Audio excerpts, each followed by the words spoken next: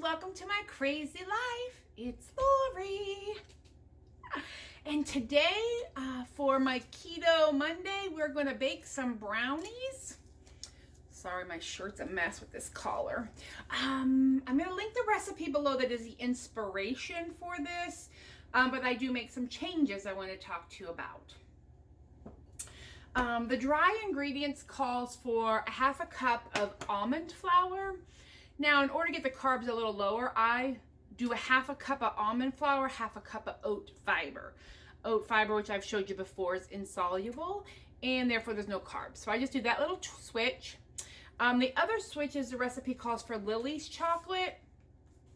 I use this unsweetened bakers, and I just add a little extra sweetener. My sweetener today is Lakanto and Swerve. I'm just trying to use up the Swerve. I'm not a huge fan. And then I add stevia to it because of that cooling effect with the Swerve, which is why I don't like it. But the stevia adds a little more sweetener. So, I think that was all my changes. And I bake it. Now, I bake mine in the lined 8x8 pan just for ease of use. I melted the half a stick of butter with the baker's 2 ounces of baker's chocolate. If you want to use Lily's, use anything, that works for you. I'm just using the ingredients that I happen to have at home. Now, I kind of decided last minute to bake brownies, so I'm warming my eggs to room temperature in just a container of warm water. I'm going to put you on pause here to change the camera angle, and I will crack these eggs so we can blend them. So first I have to blend the cream cheese, but let me get you set up and I'll be right back. All right, guys, I have my softened cream cheese in here, and then I'm going to cream it together with the sugar substitute that I'm using. And I have this sitting on my bowl, since I'm really one-handed here, with these rubber grips, and they'll keep my bowl from whipping around. And this bowl has a little handle that I can kind of hold on to. So hang on, I'm going to whip it up.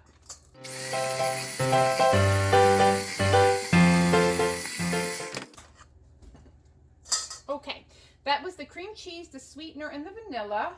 Now I'm going to add in the melted butter and chocolate.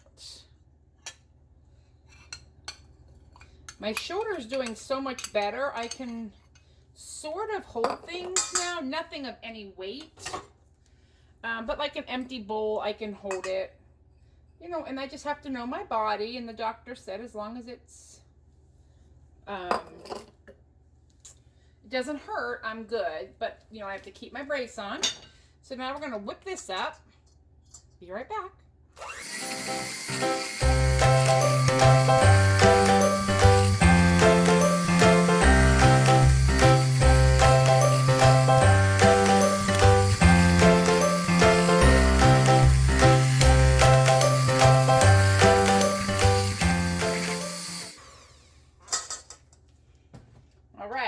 Everything whipped together, because first you whip, then you nay-nay.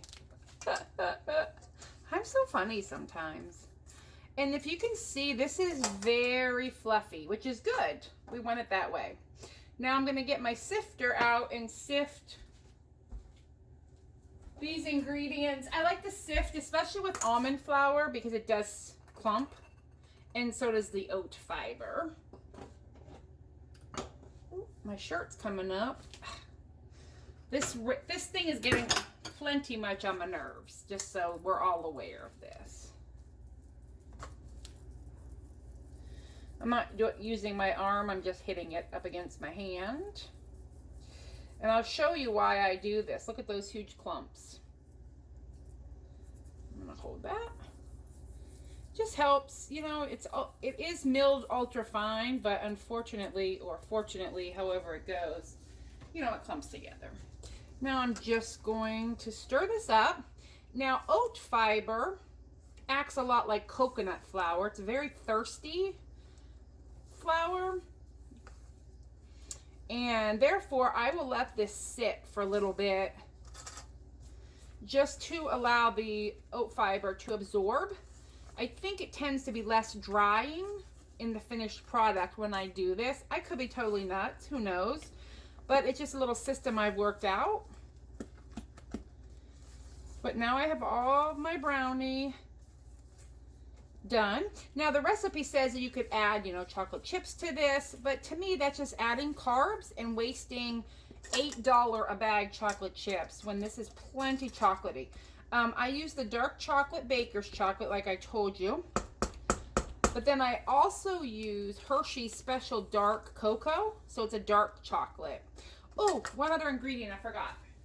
Please hold. I'm coming, if I can find what I'm looking for. Found it. Okay, my secret ingredient, a little bit of instant coffee. It makes chocolate more chocolatey. Like what? It's true.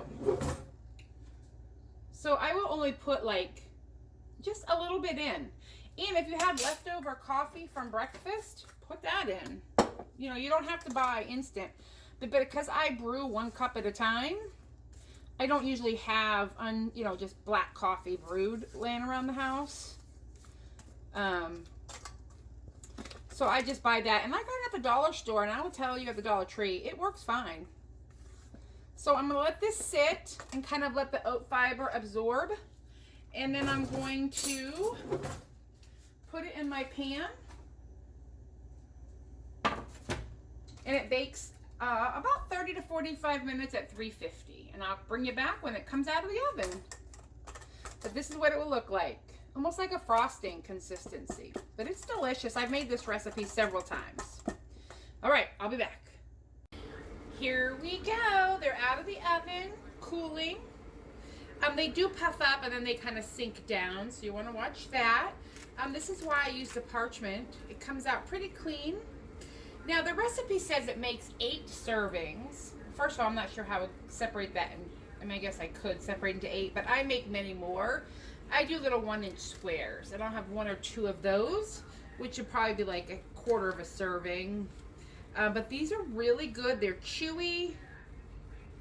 And they're delicious. And this is the best brownie recipe that I have found that's keto compliant and clean, all clean ingredients. So I hope you enjoyed watching me make these. Yeah, have a good one. Bye.